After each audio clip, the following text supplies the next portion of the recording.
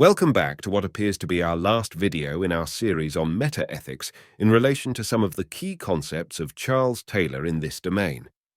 We are happy to see you back at the table for our extensive discussion on one of the most intriguing aspects of ethics. How can we account for the gap between the phenomenological self-evidence of some ethical intuitions, while at the same time we are unable to give a natural causal account of their workings? This is a very abbreviated summary of what we have been discussing until now, so if you are new to this discussion, we recommend you go watch the previous episodes first. Oh, and don't forget to like, subscribe, and smile as we embark on our final thoughts on the matter in this video, where we will try to tie things together and present some alternatives to the issues that we have encountered before. Let's begin. Taylor's metaphysics seems to be grounded on a transcendent moral ontology, given the latent theistic undertone that seems to underpin some of his writings on ethics. At the same time, his ethics also seems to rest on a strong anthropological and hermeneutic account, due to his sustained emphasis on the connection between strong valuations and identity. Within Taylor's moral anthropology, it is more or less taken for granted that people experience higher values and that objective moral facts exist. However, Taylor neglects to explicitly contrast theistic moral ontology with postmodern ethical theories. In our opinion, this can be quite enlightening, as such sources typically offer a wealth of ethical insights, regardless of whether they endorse the existence of God. At the same time, these sources can serve as examples of coherent ethical systems that succeed in creating a symbiosis between diversity, unity, and a narrative exposition of the underlying moral ontology. In the following section, we will incorporate these considerations into our perspective on the relationship between metaphysics and ethics. An algorithm for moral ontology, metaphysics, ethics, and the role of free will. Our main point of criticism regarding Taylor's meta-ethical position concerns the lack of clarity on how a subject can make a rational judgment between different, contrasting values. The distinction between strong and weak appreciation, in our view, is too radical and does not aid in resolving the most common ethical dilemmas of everyday life. A person who prefers eating ice cream over saving a child presents a problem that falls outside the scope of conventional ethics. What is missing in Taylor's argument, in our opinion, is a clear criterion for determining the relative value of similar values. Taylor provides a detailed account of what's at stake within the moral domain, but leaves the reader without a concrete system to address the challenges he has uncovered. One can only speculate about the motive behind Taylor's choice.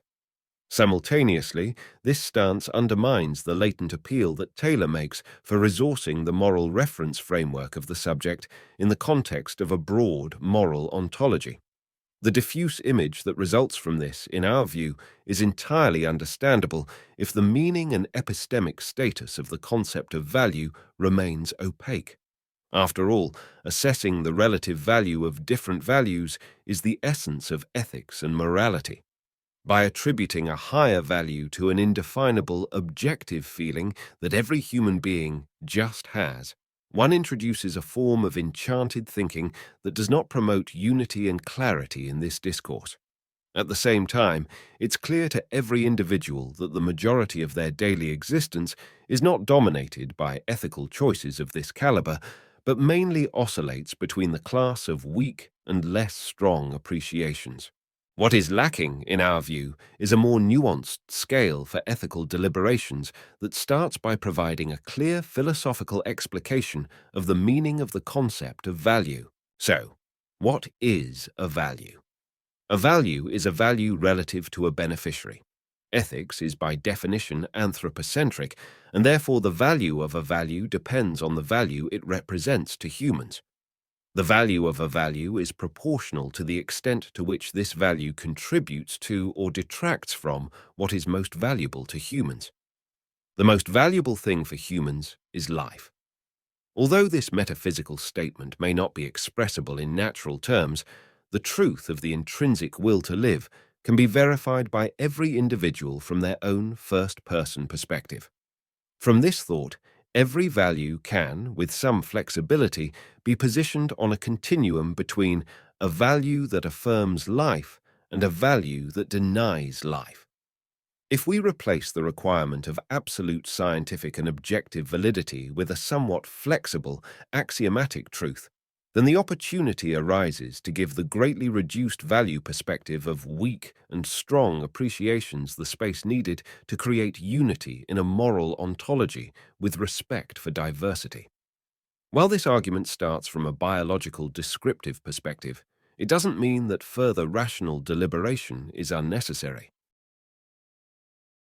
Now that a clear criterion has been defined on how the concept of value can be understood, it becomes possible to formulate an ethical theory that meets Taylor's ambitions of diversity and unity. But what is an ethical theory? Kant's categorical imperative is a maxim on how to act based on a broader ethical theory. A maxim is the concise, general rule or principle intended to serve as a guideline for concrete behavior. It is to Kant's credit that he attempted to develop a maxim that, with some goodwill, can be implemented in daily practice. Unfortunately, ethical practice is often much more complex than what Kant's maxim or the utilitarian maxim can provide for. That, to me, is the crux of the problem. One can wonder to what extent it is even possible to formulate a maxim that, on one hand, considers all relevant ethical factors, and on the other hand, is applicable in the moment of everyday life. A maxim is an instruction or rule for action. A computer receives its instructions in the form of algorithms. An algorithm consists of a set of predefined instructions that, often based on conditional logic, go through certain steps to solve a problem. The issue that Taylor identifies, in our opinion, lies at the level of the complexity of the ethical algorithms. An ethical theory is a collection of algorithms to make a rational consideration of which value deserves priority at that specific moment. The problem, therefore, is not in making the algorithms explicit, as Taylor has extensively done, but in placing these algorithms in a logical and systematic context that humans can use in the heat of the moment. We think we can say with some certainty that no human can meet such a requirement. However, given the rapid developments in AI, especially in recognizing emotions, one of the most important external indicators of a certain value, it is no longer entirely unthinkable that we will have an app on our smartphone in the near future that immediately whispers the right choice to the subject. You can't blame Kant, Mill, and Taylor for overlooking this option. What do you think about that idea? Are we on to something, or are we completely missing the mark? Let us know in the comments, as we highly value a robust philosophical debate. We are nearing the end of our discussion, but please allow me to summarize what we have discussed before and wrap things up with our final conclusion. In our analysis of the relationship between metaphysics and ethics, we compared the meta-ethical positions of moral non-naturalism with those of Charles Taylor. Moral non-naturalism contends that moral statements express objective moral facts, not reducible to natural properties. Taylor's stance is in agreement, suggesting a naturalistic approach to ethics is overly reductive and emphasizing the importance of strong evaluations within a broadly articulated moral ontology. For Taylor, these evaluations are crucial for establishing and maintaining a stable identity. While Taylor's work offers a nuanced perspective on the human condition from various philosophical angles, the exact nature of his moral agenda remains unclear and, at times, unsatisfactory. Although Taylor seems to call for deeper moral engagement occasionally, we question if this call is compromised by the author's apparent hesitation. Furthermore, aspiring to moral unity while preserving the diversity of contrasting values is commendable. However, we challenge how effectively this approach defines the concept of strong evaluation. In our view, the essence of a value's identity lies in its distinctive contrast to other values. Taylor critiques a range of ethical theories, pointing out the shortcomings of deontological and utilitarian procedural approaches for their lack of nuance and postmodern moral stances for their excessive pluralism. Notwithstanding these critiques, Taylor stops short of offering a definitive alternative. His analyses pinpoint what he perceives as failings in the current moral landscape, but stops short of providing a concrete substitute.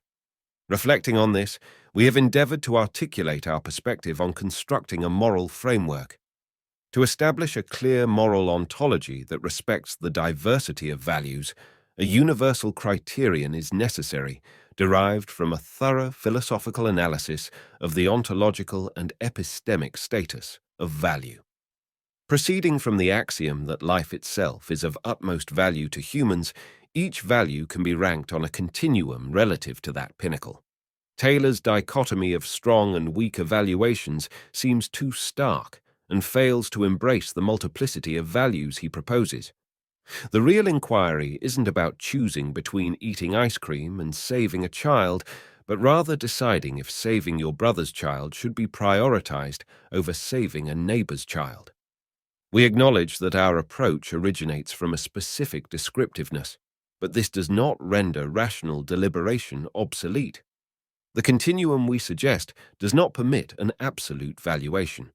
However, it could provide a foundation for a more naturalistic approach to ethics by reconciling the enchanted epistemology of moral non-naturalism with the empirically unverifiable status of transcendent powers. This metaphysical framework may serve as a springboard for a more naturalistically grounded ethical theory. This concludes our contribution to the debate on the exact status of moral properties. If you're still with us after this extensive discussion, you deserve sincere compliments, as not everyone is willing to engage in such deliberate philosophical thinking. Thank you for watching, and please like and subscribe if you wish to stay updated with our discussions.